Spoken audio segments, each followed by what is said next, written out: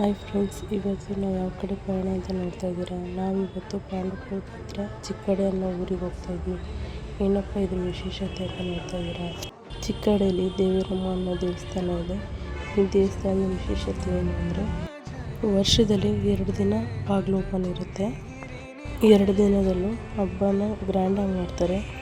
ರಾತ್ರಿ ಎಲ್ಲ ದೇವರ ಮೆರವಣಿಗೆ ಇರುತ್ತೆ. ಬಟ್ ನಾವು ರಾತ್ರಿ ಹೋಗೋಕ್ಕಾಗಿರಲಿಲ್ಲ, ಬೆಳಿಗ್ಗೆ ಹೋದ್ವಿ.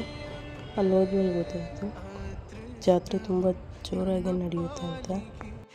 ವರ್ಷಕ್ಕೊಂದ್ಸರಿ ದೇವಸ್ಥಾನ ಓಪನ್ ಮಾಡೋದ್ರಿಂದ ತುಂಬ ಜನ ಇರ್ತಾರೆ. ದೇವಸ್ಥಾನದ ಮತ್ತೊಂದು ವಿಶೇಷತೆ ಏನು ಅಂದರೆ, ಎಣ್ಣೀರಿಂದ ದೀಪ ಹಚ್ಚುತ್ತಾರೆ.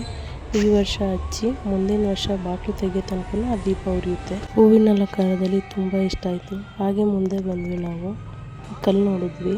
ಆವಾಗ ಈ ಕಲ್ಲು ಯಾಕೆ ಇಲ್ಲಿ ಇಟ್ಟಿದ್ದಾರೆ ಅಂತ ಕೇಳಿದ್ದಕ್ಕೆ, ಈ ಕಲ್ಲಿಂದಲೇ ದೇವಸ್ಥಾನದ ಬಾಗಿಲನ್ನು ಮುಚ್ಚೋದು.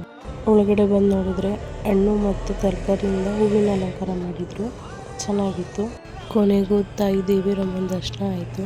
ನೀವು ದರ್ಶನ ಮಾಡಿ. ತಾಯಿ ಎಲ್ರಿಗೂ ಒಳ್ಳೇದು ಮಾಡಲಿ. ವಿಡಿಯೋ ಇಷ್ಟ ಆಗಿದ್ರೆ ಲೈಕ್ ಮಾಡಿ, ಶೇರ್ ಮಾಡಿ, ಕಮೆಂಟ್ ಮಾಡಿ. ಇನ್ನೂ ಯಾರು ಸಬ್ಸ್ಕ್ರೈಬ್ ಆಗಿಲ್ಲ ಸಬ್ಸ್ಕ್ರೈಬ್ ಮಾಡಿ. Thank you.